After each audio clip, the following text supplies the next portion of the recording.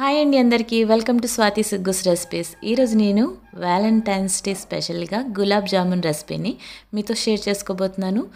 గులాబ్ జామున్ ప్రీమిక్స్ని బయట నుంచి తెచ్చుకునే పని లేకుండా ఇంట్లో ఉండే వాటితోటి soft and juicy gulab jamun రెసిపీని మీతో షేర్ చేసుకోబోతున్నానండి. గులాబ్ జామున్ అంటే ఇష్టపడిన వారు ఎవరుంటారు? చిన్నవాళ్ళ నుంచి పెద్దవాళ్ళ వరకు అయితే ఇష్టంగా తినే స్వీట్ అనమాట. ముందుగా దీనికోసం ఒక బౌల్ తీసుకొని అందులో జల్లెడ పెట్టి 1 కప్పు వరకు గోధుమ పిండి, మరొక కప్పు వరకు అమూల్ స్ప్రే పాలపొడి వేసాను అనమాట. ఈ రెండు కూడా సమానంగా తీసుకోవాలి. గోధుమ పిండి వేయించిన అవసరం లేదండి, డైరెక్ట్గా మనం పిండిలో కలిపేయచ్చు అనమాట. ఇందులోన పావు టీ స్పూన్ వరకు వంట సోడా వేయాలి, ఇది మాత్రం స్కిప్ చేయకండి.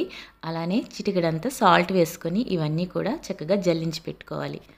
ఈ గోధుమ పిండి గులాబ్ జామున్స్ స్వీట్ షాప్లో తెచ్చుకుంటూ ఉంటాం కదా, అచ్చం అదే టేస్ట్ వస్తుందండి, చాలా బాగుంటాయి.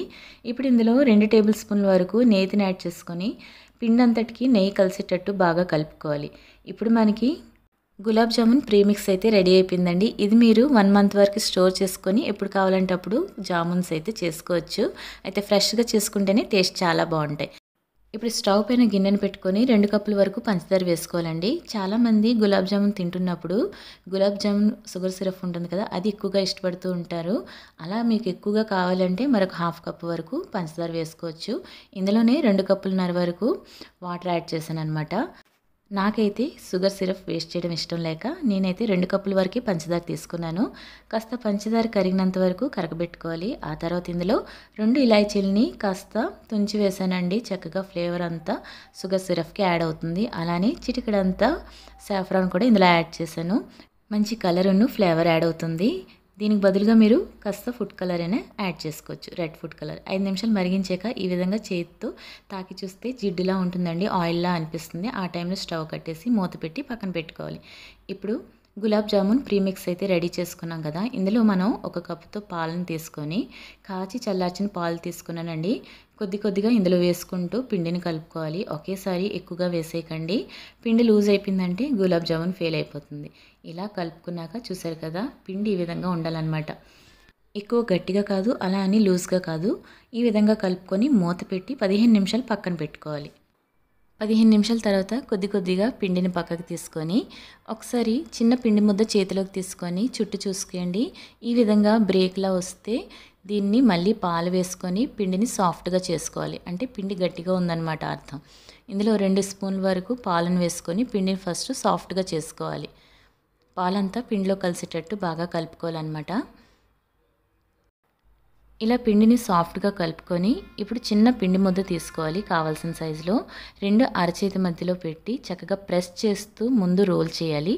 ఆ తర్వాత లైట్గా ప్రెస్ చేస్తూ గుండ్రంగా వచ్చేటట్టు చుట్టుకోవాలి. ఎక్కడ కూడా చిన్న బ్రేక్ లేకుండా ఈ గులాబ్ జామున్ బాల్ని తయారు చేసుకోవాలన్నమాట. ఇదే విధంగా పిండి అంతటిని కూడా బాల్స్లా ప్రిపేర్ చేసుకోవాలి. అయితే నేను సగం పిండిని ఈ విధంగా చేసుకున్నానండి. చూసారు కదా ఎంత చక్కగా వచ్చాయో. మనం ఎంత చక్కగా ఏ మాత్రం బ్రేక్ లేకుండా బాల్స్ని ప్రిపేర్ చేసుకున్నా అందులో ఒక 3 4 పగులైతే వస్తాయండి మనం వేయించుకునేటప్పుడు. ఎక్కడో చిన్న బ్రేక్ ఉన్నా కూడా అవి పగిలిపోతాయి అన్నమాట.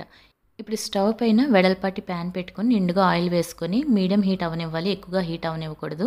ఇందులో మనం ప్రిపేర్ చేసుకున్న గులాబ్ జామున్ బాల్స్ వేసుకొని అట్ల కాడుతో ముందు చుట్టూరా తిప్పుకోవాలి. ఆ తర్వాత ఈ విధంగా అట్ల కాడుతో కలుపుకున్నారంటే అన్ని వైపులు ఈవెన్గా ఫ్రై అవుతాయి. కలర్ఫుల్గా కనిపిస్తున్నాయి కదా గులాబ్ జామున్స్.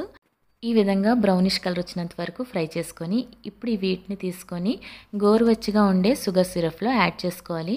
ఒకవేళ సిరప్ చల్లారిపోతే మరి కాసేపు వేడి చేసుకొని గోరువెచ్చగా ఉండేటప్పుడు ఇందులో గులాబ్ జామున్స్ని యాడ్ చేసుకోండి. చూసారు కదా, చూపిస్తున్నాను. ఒక 2 3 గులాబ్ జామున్స్ ఈ విధంగా బ్రేక్ అయిపోయాయి అన్నమాట. పర్వాలేదు, ఏమీ కాదు. ఈ విధంగా కడాయి పట్టుకొని ఒకసారి రౌండ్గా తిప్పారంటే షుగర్ సిరప్ అంతా కూడా గులాబ్ జామున్స్కి అబ్జర్వ్ అవుతుందన్నమాట. ఇంకో ట్రిప్ నేను వేయించుకునేవి చూపిస్తున్నాను. చక్కగా మాకైతే ఈవినింగ్ లైటింగ్ వస్తుందండి లోపలికి. ఆ లైటింగ్లో ఈ గులాబ్ జామున్స్ చూసారా ఎంత చక్కగా కనిపిస్తున్నాయో. మా ఇంట్లో అయితే గులాబ్ జామున్స్ అయితే అందరికీ ఇష్టమేని. ఇవి వేగినంతసేపు అయితే దీని నుంచి వచ్చే సువాసనకి మా ఇంట్లో అయితే ఎవరు ఆగట్లేదు.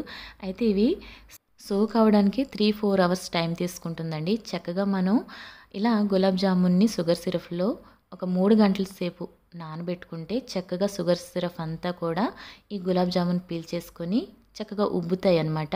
అప్పుడు లోపల సాఫ్ట్‌గా వస్తాయి. మీకు ఒకటి కట్ చేసి చూపిస్తాను. లాస్ట్‌లో చూడండి ఎంత సాఫ్ట్‌గా, జ్యూసీగా వచ్చాయో. 3 అవర్స్ తర్వాత మూత తీసి చూసుకుంటే చూసారు కదా కలర్‌ఫుల్ గులాబ్ జామున్స్ అయితే రెడీ అయిపోయాయి. ఇప్పుడు కట్ చేసి చూపిస్తున్నాను చూడండి. లోపల ఏమాత్రం గట్టిగా లేకుండా జ్యూస్ అంతా పీల్చుకొని సాఫ్ట్‌గా అయిపోయింది. అంతా ఈవెన్‌గా ఫ్రై అయింది. మరి ఇలాంటి జ్యూసీ గులాబ్ జామున్ని మీరు కూడా ఇంట్లో తయారు చేసి మీ ఫీడ్‌బ్యాక్‌ని కామెంట్ ద్వారా నాతో తెలియజేయండి. మరొక రెసిపీతో మళ్ళీ కలుస్తాను. Thank you for watching. Bye.